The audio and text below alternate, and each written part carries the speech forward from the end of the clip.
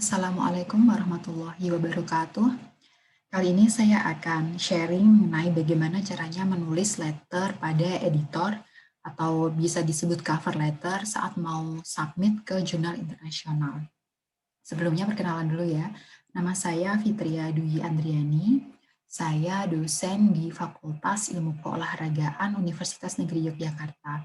Saat ini saya sedang menempuh studi PhD di University of Southern Queensland, Australia dengan support dana dari Australia Award Scholarship. Nah, kembali lagi tentang cover letter atau letter to the editor. Nah, hampir semua jurnal, sepanjang yang saya tahu, semua jurnal yang sudah saya pernah coba untuk submit ke sana itu pasti minta letter ke editor atau cover letter. Nah, masing-masing jurnal biasanya ada panduannya sih, apa saja sih yang harus ditulis di letter to the editor ini, apa-apa saja yang harus di cover. Nah, bisa juga berbeda antara satu jurnal dengan jurnal yang lain, tapi sepanjang pengetahuan saya yang saya amati dari beberapa jurnal itu, biasanya bedanya beda-beda tipis. Misalnya jurnal yang satu minta dicantumkan tentang funding atau sumber pendanaan dari penelitian, jurnal yang lain enggak, dan lain sebagainya. Itu memang perlu dilihat secara detail di submission guideline, karena masing-masing jurnal kan ada panduannya ya yang harus kita ikuti. Nah, di masa lampau itu mungkin langkah ini tidak terlalu diperhatikan ya, cover letter itu nggak terlalu diperhatikan, mungkin bisa di skip atau mungkin cuman para penulisnya nulis satu dua patah kalimat yang sopan gitu, tapi nggak terlalu berisi atau berbobot gitu. Namun sekarang ini kan beda banget ya sama zaman dulu. Zaman dulu kan orang submit ke jurnal internasional itu mungkin jumlahnya nggak seperti sekarang. Dulu mungkin cuman beberapa ribu dalam setahun, sekarang mungkin sudah puluhan ribu atau malah mungkin entah ratusan ribu kali ya dalam setahun. Jadi kalau kita nggak berhati-hati atau gimana ya, memperhatikan betul cara menulis di cover letter ini, bisa jadi makalah kita, artikel kita itu kena desk reject, jadi di reject oleh editor tanpa dimasukkan ke tahap selanjutnya yaitu peer review. Jadi kan saat kita submit paper kita, itu kan editor dulu tuh yang lihat, ini memang sesuai scope jurnal ini enggak, memenuhi panduan penulisan enggak, kira-kira layak enggak untuk masuk peer review. Nah, kalau dari editor in chief gitu ya, mengira, ini jelek banget nih kualitasnya, nggak ikut panduan, ya udah kena desk reject tuh. Kita udah susah payah berusaha untuk menyusun artikel sebaik mungkin, mengikuti semua panduan jurnal, tapi kalau ternyata editornya menilai makalah kita atau artikel kita kurang layak, ya langsung di-reject gitu aja. Usaha kita mungkin berbulan-bulan nyiapin itu nggak ada gunanya. Nah, itu kan ya bahasa Jawanya ngenes sekali gitu ya, sayang sekali. Nah, meskipun kalau sudah masuk peer review juga nggak menjamin paper kita diterima, tapi itu sudah lumayan lega lah kalau bisa masuk sampai tahap peer review. Karena apa? Karena biasanya dari tahap peer review, entah nantinya paper kita diterima ataupun tidak, kita akan dapat masukan-masukan yang berharga dari para ahli yang mereview paper kita. Tentunya yang bidang keilmuannya ya sejalan dengan kita gitu ya. Kita bisa, oh ternyata paper saya, artikel saya kurangannya ini, oh bisa saya tingkatkan ini. Dan ini merupakan hal yang bermanfaat sekali guna kita memperbaiki artikel kita untuk submission berikutnya. Jadi nanti entah itu ditolak atau diterima, ya masukan dari peer review itu insya Allah bagus sekali untuk kita dalam memperbaiki kualitas paper kita. Gitu. Nah, kembali lagi karena jumlah desk reject-nya meningkat, jadi kalau kita ingin menarik perhatian editor supaya impress dengan karya kita perlu menyusun cover letter sedemikian rupa sehingga para editor itu tertarik. Oh iya nih, memang pantas untuk di peer review nih gitu.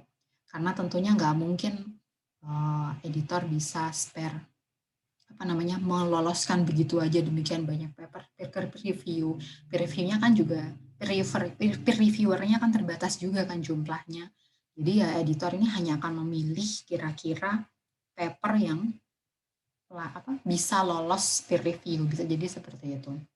Nah, pertanyaan selanjutnya, terus apa saja sih yang harus diikutkan atau dimasukkan dalam surat ini?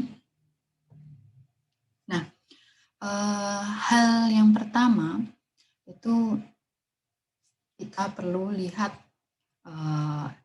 the usual formulation about research ethics. Jadi memang artikel kita itu nggak boleh sudah disubmit ke jurnal yang lain. Misalnya nih kita bikin penelitian. Jadi nih satu artikel, wah nunggu hasil pengumuman atau hasil notifikasi dari satu jurnal kan memang bisa lama ya. Bisa membutuhkan waktu entah 1 bulan, 2 bulan, 3 bulan, bahkan bisa 5 bulan atau 6 bulan tergantung dari kecepatan masing-masing jurnal dalam memproses artikel kita.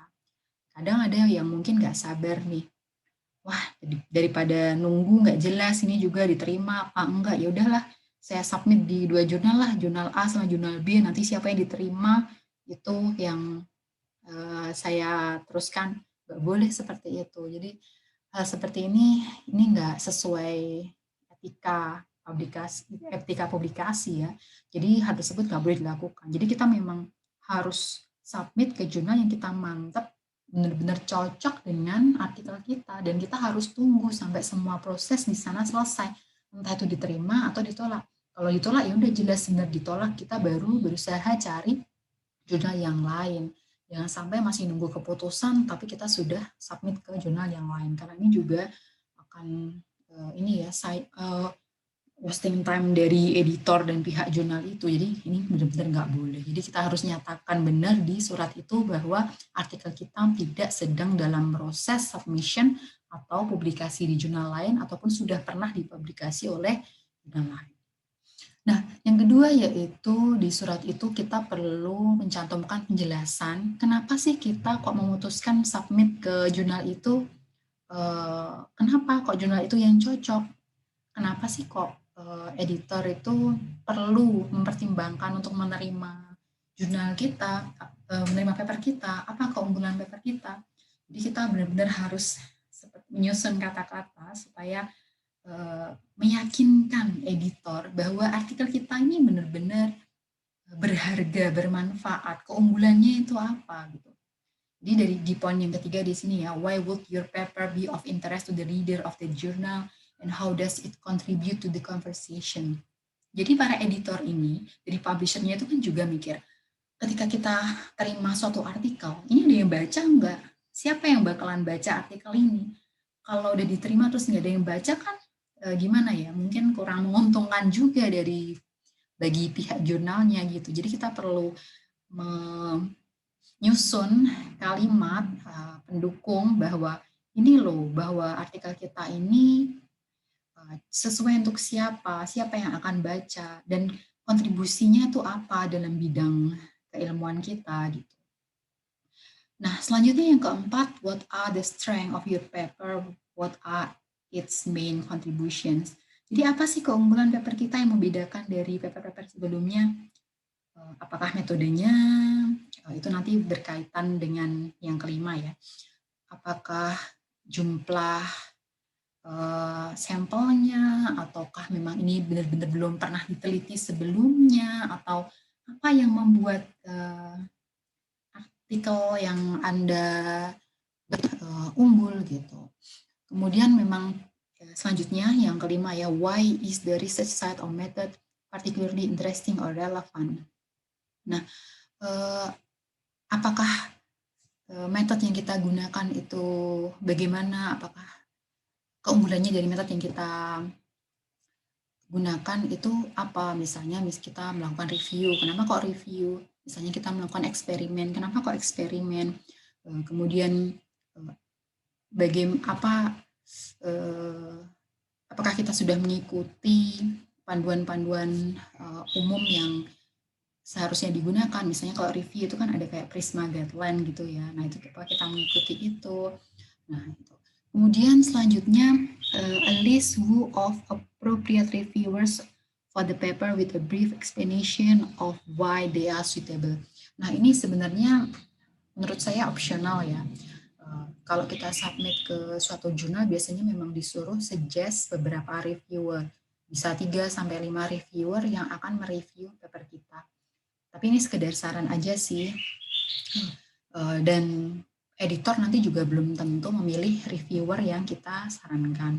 Nah, sedikit catatan dalam menyarankan reviewer ini, itu kita nggak boleh menyarankan seseorang yang berada atau bekerja di organisasi yang sama dengan kita. Misalnya saya di UNY, di FIK.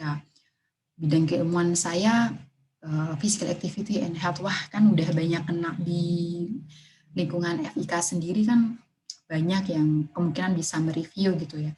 Terus saya suggest teman-teman sama-sama satu FIK UNY. Nah, itu nggak boleh. Terus kita juga nggak boleh suggest orang yang baru saja nulis bareng dengan kita beberapa waktu yang lalu di artikel yang lain. Misalnya, oh ada si A. A ini tidak satu institusi dengan kita, tapi kita baru aja publish sama beliau di artikel yang lain. Nah, itu juga nggak etis gitu ya. Jadi kita memang perlu menyusun list of reviewers ini dengan hati-hati. Misalnya ya, saat kita membuat suatu artikel kan kita pasti mensitasi atau mengutip dari paper yang lain. Nah, kita lihat, nah di paper yang mirip-mirip dengan punya kita itu kan ada penulisnya. Nah, kita cari kontaknya, itu bisa jadi reviewer yang kita sarankan. Gitu. Nah, ini informasi yang saya sampaikan ini semuanya dapat dari ini ya, yang dari bawah sendiri https://herzing.com. Nah, nanti Anda bisa buka di website ini lebih lanjut mengenai cara menulis cover letter. Yang jelas ini sumbernya dari sana. Nah, sekarang saya ingin memberikan contoh bagaimana cara menulis letter to the editor. Nah, yang misalnya ini kan kita perlu menjelaskan mengapa kita memutuskan submit ke jurnal tersebut kan.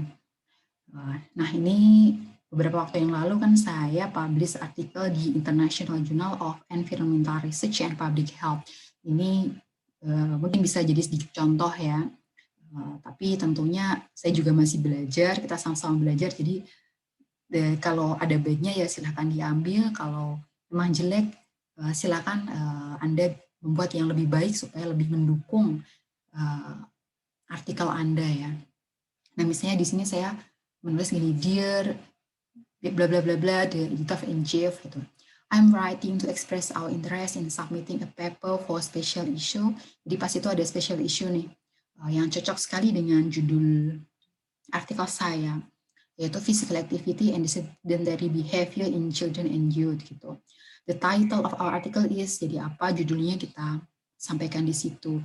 Terus kita tulis nih, kenapa kok we believe that this manuscript is appropriate for publication in this journal because apa?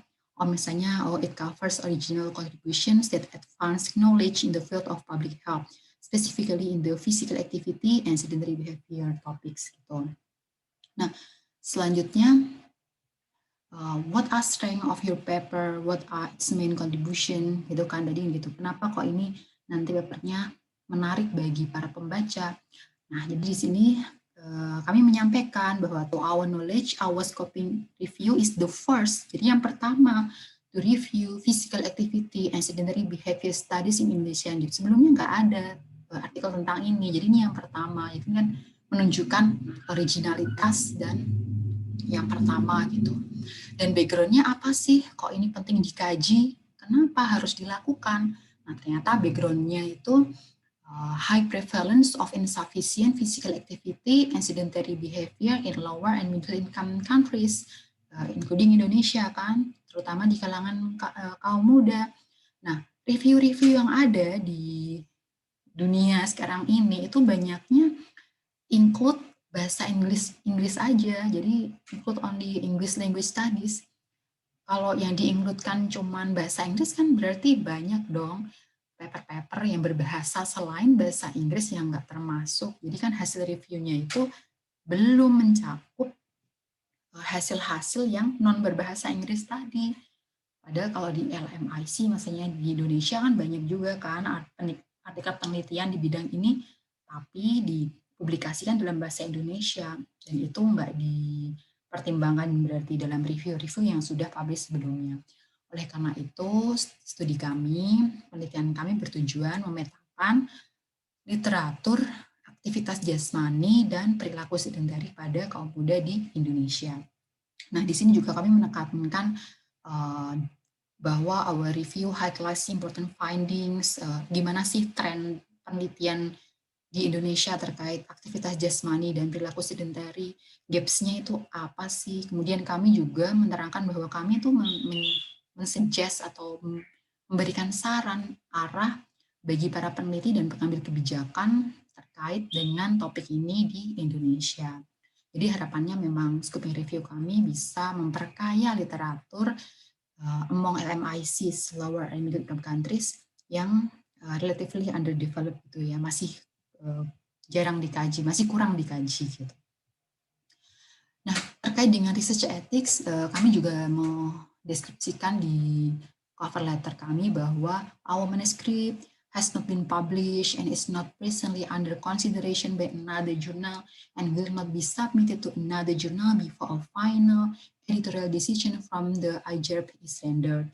And all authors approve the manuscript and its submission to the present journal. Jadi ini benar-benar di state ya.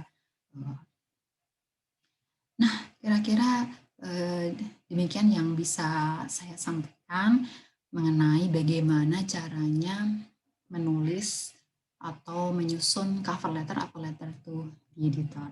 Semoga bermanfaat bagi Bapak Ibu semua. Terima kasih sudah menyaksikan video ini. Assalamualaikum warahmatullahi wabarakatuh.